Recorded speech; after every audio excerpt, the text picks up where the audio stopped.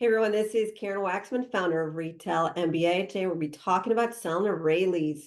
If you have a great product that's perfect for their stores, this training will give you some things to think about in regards to selling to Raley's. With that said, let's get started on today's training. So Raley's is a grocery chain that is very big on family-oriented purpose and community and connection.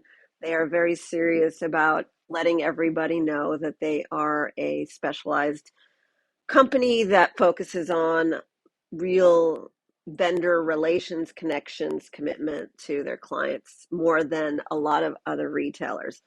With that said, selling to Raley's can be a challenge in that the grocery chain industry really relies heavily on distribution channels like working with distributors. Why?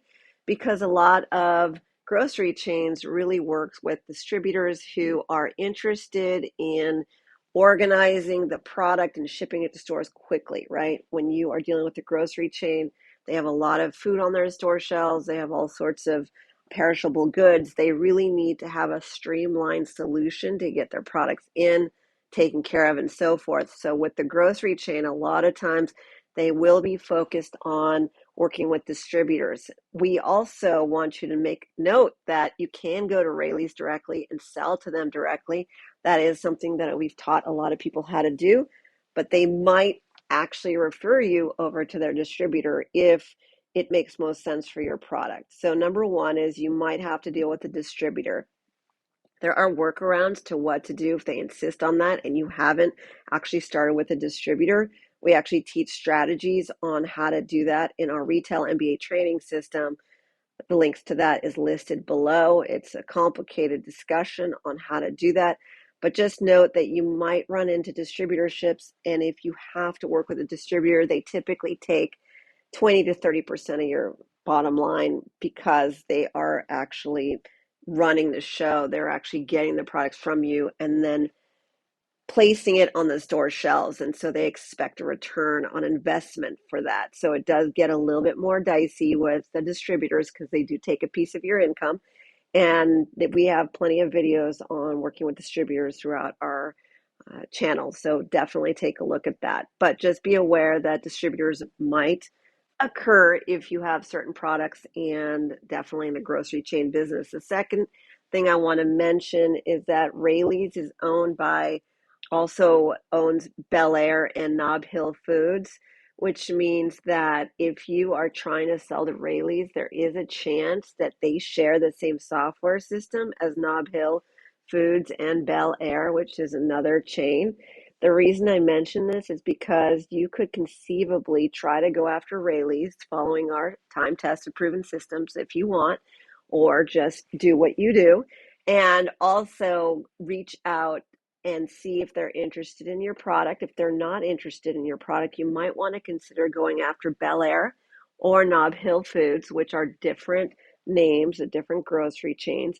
And the reason you want to do that is usually if they're all owned by the same company, that generally means that they all share the same software system, which means that your vendor number that you get from any of these different brand names might actually allow you to sell to the other retailers the same way. So how it works with chain stores that own multiple brands is that they all share the same vendor contact information.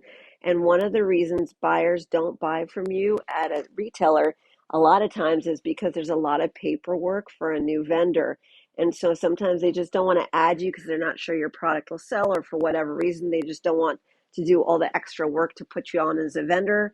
They don't believe in your product, whatever it is. But if you say went to Raley's, they said no to you, you went to Nob Hill and they decided to buy from you, you fill out the forms as a vendor, and then suddenly you're in the vendor system. So you could go back to Raley's and say, hey, I'm already Nob Hill vendor and I'm already in your system. And there is a chance that they might consider you because that means they don't have to fill out paperwork. Generally, these conglomerates usually share the same vendor system, which means that you could conceivably use your vendor number that they give you when you become a vendor. Every vendor becomes a vendor with a vendor number, and you could use that for the other possible chains. So the bottom line is you could just go after Raley's. They say no to you, go to Nob Hill Foods, for instance, get a yes, come back to Raley's and say, I am now in your system. Let me become a vendor. And a lot of times the buyer finds that very interesting because, again, she doesn't have to do a lot of extra work to test out your product, and they really like to test new products. And so that's a great little nugget. The final things I'll say about Raley's is you definitely want to make sure that if you are near a Raley's, go to their stores and go up to their store manager and say, do you guys buy on a local level as well? The reason you want to do that is because a lot of grocery chains have the ability to buy on a local level because they deal with a lot of perishable foods.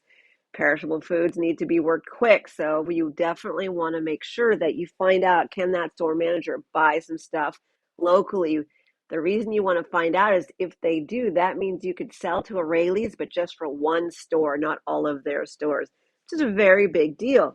So the bottom line is you could conceivably sell your product to Raley's without having to sell to all of them, which could give you some relief because starting with one store and building it out is great for some of you who really just get a little overwhelmed by the possibility of selling to a lot of chains at the same time. So maybe you can start small, sell to one individual store, see how it goes, and then build from there.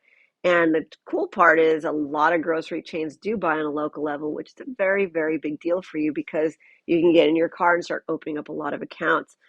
This is Karen Waksman, founder of Retail MBA. I gave you some gold today. If you want to learn how to approach, pitch, and sell to retailers, please take a look at the links below. RetailMBA.com is our website. We have powerful content that has made people many millions of dollars selling to retailers for over a decade now, and we'd love to support you too. We have services, live events, matchmaking services with retailers. We do everything related to helping you generate revenue with a consumer product. Hope this helps. Please watch our additional videos as we are constantly adding new content. Thanks so much.